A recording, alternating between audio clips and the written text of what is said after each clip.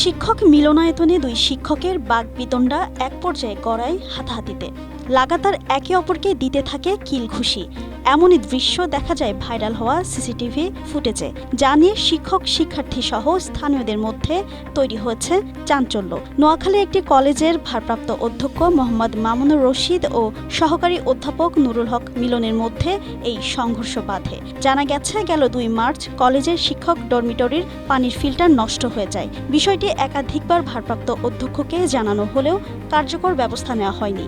পরবর্তীতে 9 এপ্রিল ফিল্টারটি মেরামতের বিষয়ে পুনরায় উত্থাপন করলে অধ্যক্ষ ক্ষুব্ধ হয়ে সহকারী অধ্যাপককে উদ্দেশ্য করে আপত্তিকর মন্তব্য করেন।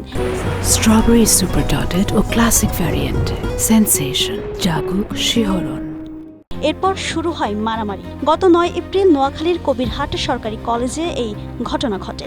তবে ওই ঘটনার ভিডিও শুক্রবার সকালে সামাজিক যোগাযোগ মাধ্যমে ভাইরাল হয়।